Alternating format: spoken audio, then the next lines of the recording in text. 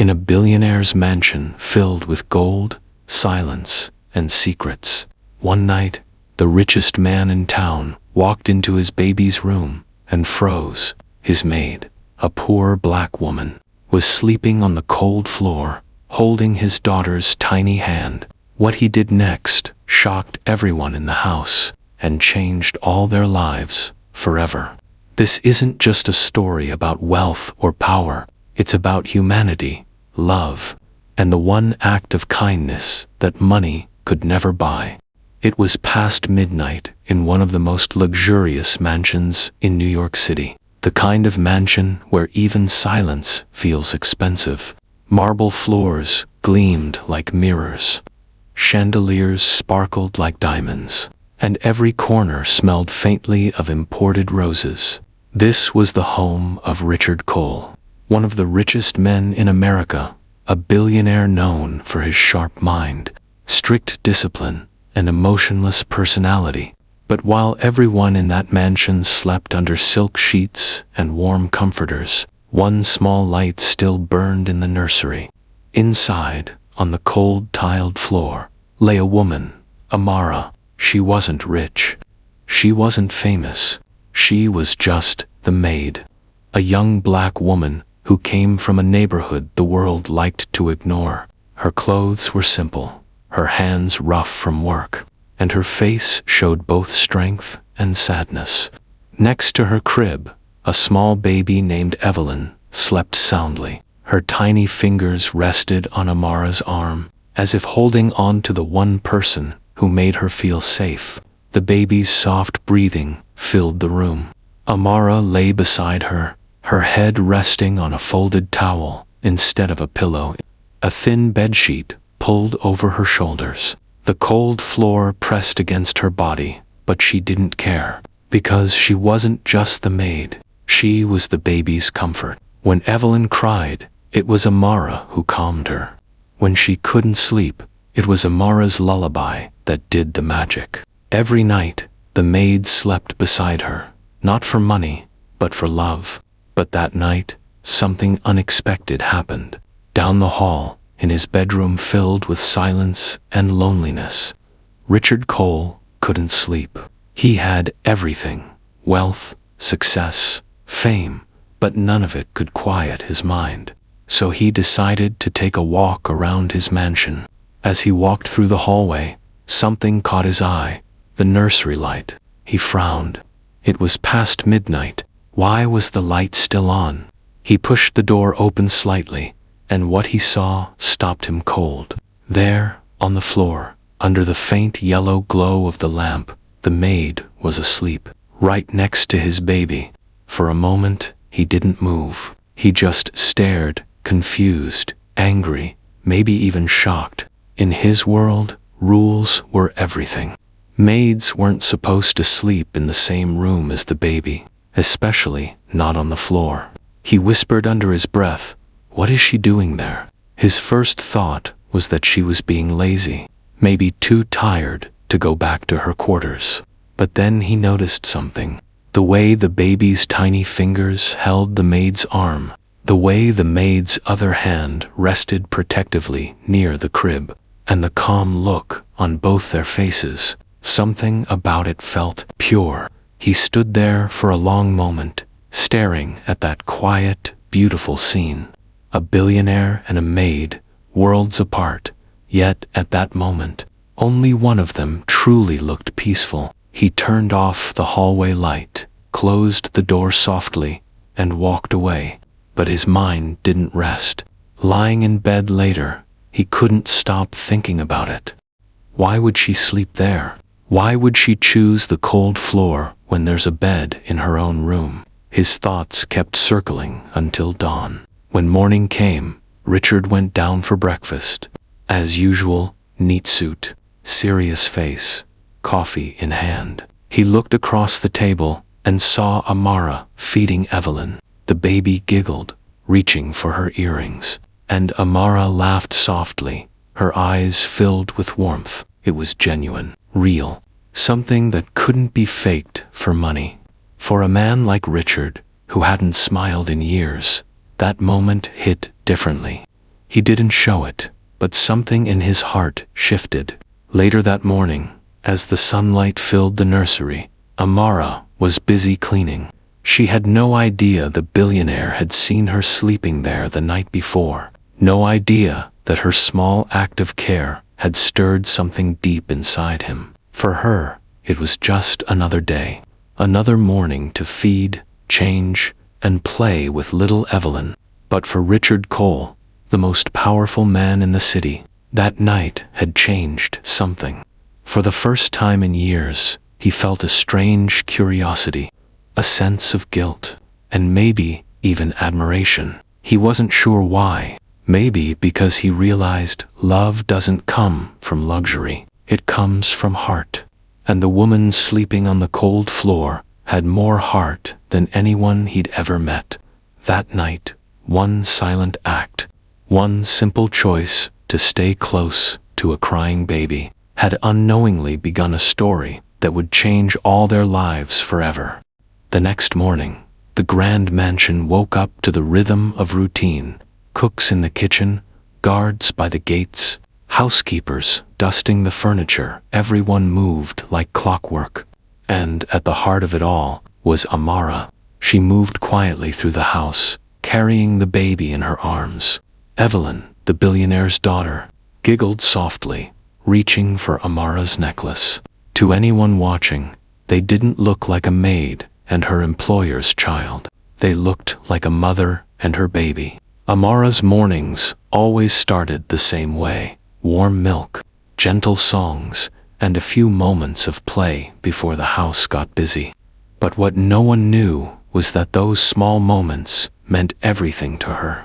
Because every laugh, every tiny smile from Evelyn reminded her of something she once had and lost. When she looked into the baby's eyes, she saw flashes of her own son, the one she could never save. That pain lived quietly behind her smile. Across the dining table, Richard Cole sat sipping his coffee, pretending to read the newspaper, but his eyes kept drifting toward the maid and his daughter. He noticed how Evelyn laughed harder when Amara made silly faces, how she refused her milk from anyone else, and how the maid's eyes softened every time the baby smiled. Something about that sight didn't fit the cold world Richard knew. He wasn't used to emotions, not like that. He was a man of numbers, deadlines, and business meetings. He'd built his fortune from logic, not love. But that morning, he couldn't help but think back to the night before. The image of Amara lying on the floor, holding Evelyn's hand, wouldn't leave his mind. He wanted to be angry, but instead, he felt unsettled. Later that day, Richard called his house manager, Mr. Lewis, a man who had worked with him for over 10 years. "Mr. Lewis," Richard said, his voice calm but firm, "why does the maid sleep in the nursery?" The manager looked surprised. "Sir, Amara, she volunteered to stay near the baby at night. She said the child sleeps better when she's around." Richard frowned. "There's a room for her in the servants' quarters. Why not use it?" Mr. Lewis hesitated, then spoke softly. "She had a room, sir, but she gave it up to a new staff member who didn't have one. Said she preferred to stay near the baby anyway, and she doesn't want the baby crying alone at night." The billionaire sat back in his chair, silent. He didn't know how to respond. She gave up her own bed and chose to sleep on the cold floor for someone else's child. He was used to people who did things only when money was involved. But this was something different. For the first time, Richard started to notice her, not as a maid, but as a person. That evening, he walked past the nursery again. This time, Amara was awake. She was sitting on the floor with Evelyn crawling toward her, giggling uncontrollably. Amara caught her gently and said with a laugh, "Slow down, baby girl. You're going to run before you walk." Richard couldn't help but smile a little at the doorway. He hadn't laughed like that in years. He quietly turned away, not wanting to be seen, But something inside him was changing. Every time he saw Amara, he noticed her patience, her gentleness, her way of handling things without ever raising her voice. And when he saw how his daughter looked at her full of love and comfort, he realized something painful. His own child didn't look at him that way. That thought stayed with him for the rest of the day. Later that night, as he sat alone in his study, surrounded by luxury glass walls, bookshelves, and silence, he thought about Amara again. Her life was probably hard.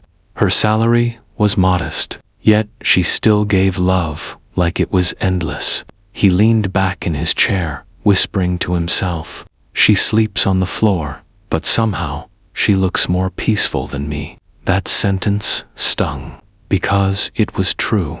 Amara had something that all his money couldn't buy: contentment. And for a man who had everything, that realization was heavy. Over the next few days, Richard watched quietly. When he returned from meetings, he'd find Amara reading softly to Evelyn. When the baby got sick one evening, Amara didn't sleep the entire night, sitting by her crib, sponging her forehead, whispering prayers under her breath. And when morning came, Richard found her still there, tired, sleepless, but smiling at the sight of Evelyn's fever finally breaking. Something clicked inside him that morning. He'd seen love in business deals, in handshakes, in charity events, but none of it looked like this. This was pure, unpaid, real. That day, Richard called Mr. Lewis again and said quietly, "She's different. Keep an eye on her and make sure she has everything she needs." Mr. Lewis nodded, slightly confused. It wasn't like his boss to show concern for a maid, but he didn't ask questions, because even he could see it. There was something about Amara that warmed the entire house. Even the baby seemed happier when she was around. And though Richard didn't realize it yet, Amara wasn't just caring for his child. She was slowly softening the walls around his heart. He didn't know her story. He didn't know her pain, but deep down, he could feel it. And that quiet connection between a broken-hearted maid and a lonely billionaire was about to uncover a truth neither of them expected. The days rolled by quietly inside the grand Cole mansion, but something had changed, not in the walls, not in the rooms, but in Richard's eyes. He began noticing the small things, the soft hum of Amara's lullaby that drifted down the hall each evening, the sound of his daughter's laughter echoing whenever she played with her, even the faint scent of baby powder and fresh milk from the nursery brought him a strange calm. It was subtle, but undeniable. Amara's presence made the entire mansion feel alive. One afternoon, while Richard was home early from a meeting, he passed by the nursery and stopped.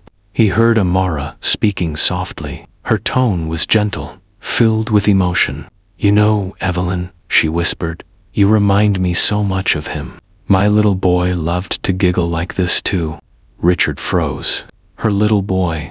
He didn't move. He didn't want to interrupt whatever was unfolding behind that half-open door. Amara continued, brushing a strand of hair from the baby's forehead. "He got sick, sweetheart. I tried everything, but I couldn't save him. He was gone before I even found help." Her voice cracked. The baby cooed softly, as if sensing her pain. Richard stepped back quietly, his heart heavy. That night, he couldn't focus on work. For the first time, he felt something deeply, something unfamiliar: guilt, empathy, compassion. He wanted to know more. The next morning, he called Mr. Lewis again. "Tell me about Amara." "Everything." The manager hesitated. "Sir, she's a good woman, hard-working, came to us through a church referral. She lost her child last year. Fever, couldn't afford hospital treatment. She came looking for work just a week after his funeral." Richard leaned back slowly, his chest tightening. He imagined her a grieving mother, still showing up to care for another person's child with love and patience. How strong must she be to do that? That day, he walked through his office, distracted, signing papers without reading them. Every time he closed his eyes, he saw her face, not tired, not bitter, but full of quiet strength. That night, he visited the nursery again. Amara was singing softly, her voice low and warm. "Sleep, my little angel, sleep without fear." He stood in the doorway, listening. For the first time in years, his heart softened. When she noticed him, she jumped slightly. "Sir, I didn't see you." "It's fine," he said quietly. "That song, it's beautiful." She smiled faintly. "It's the song I used to sing to my son, the kind that speaks louder than words." Richard looked at the baby, then back at her. "You must miss him." Her eyes glistened. "Every second. But caring for her, it helps me breathe again." Richard nodded slowly. "You're doing a good job, Amara. A very good job." When he left the room that night, something inside him had changed completely. For years, he believed money could solve anything. But now, standing before a woman who had lost everything and still found the strength to love, he realized true wealth had nothing to do with money. The next few weeks brought unexpected warmth into the Cole mansion. Evelyn's laughter filled the halls. The baby had never been this joyful. Richard started spending more time at home, something his employees found shocking. He'd come home early just to see the baby playing with Amara. Sometimes he even stayed in the doorway, pretending to check his phone while secretly watching them. But behind that quiet admiration came a new question. How could someone so kind, so devoted, still be living in such silence and struggle? One night, while reviewing household accounts, Richard noticed something odd. Amara had refused several small bonuses over the past months. When the accountant offered her extra pay for overtime, she declined every time. That didn't make sense. So, he called her into his study. "Amara, I've noticed you've turned down bonuses. Why?" She shifted uncomfortably. "Sir, I don't need more. The salary you give is enough." He frowned. "Enough? You sleep on the floor, Amara. You gave away your own room. Why didn't you tell me?" Her eyes lowered. "Because others needed it more. And I wanted to stay near Evelyn. The baby cries, sometimes. She calms down faster when I'm there." Richard studied her face. Tired, humble, honest. No greed, no lies, just sincerity. He sighed softly. "You shouldn't have to live like that." Amara smiled gently. "It's okay, sir. I'm used to it. And honestly, this baby, she gives me peace I haven't felt in a long time." Richard leaned back in his chair, speechless. Here was a woman who had lost everything, her child, her home, her comfort, yet she still smiled like she owned the world. That night, Richard couldn't sleep again. He thought about her words, over and over. "I'm used to it. She gives me peace." He realized the woman sleeping on the floor wasn't doing it out of duty. She was doing it out of love. The next morning, he made a decision. When Amara came to the nursery, she froze. The cold tiles were covered with a soft carpet. Beside the crib stood a brand new bed, small, simple, but beautiful. And on the dresser, a note. "From tomorrow, you sleep here properly. You've earned it, R.C." Tears filled her eyes. She touched the note gently, smiling through the emotion. For someone who had lived through pain and poverty, that small act of kindness meant everything. That evening, when Richard returned home, Amara tried to thank him, but he stopped her. "You don't owe me thanks, Amara. You remind me what being human means. You've done more for this house than money ever could." Amara's voice trembled. "Thank you, sir. I'll never forget this." He smiled faintly. "Neither will I." From that day forward, Their relationship quietly changed. He was still her employer, and she was still the maid. But there was mutual respect, something genuine, something rare. Months passed, and everything inside the Cole mansion began to shift. The walls didn't seem so cold anymore. The silence that once haunted the house was replaced by laughter and life. Evelyn grew more cheerful, more loving, and Richard noticed the difference. He started joining them in the evenings, sitting quietly as Amara read bedtime stories. One day, during a big charity event, Richard overheard two guests whispering, "Isn't that the maid holding his baby?" How inappropriate. Richard turned toward them, calm but firm. "She's not just a maid," he said. "She's family."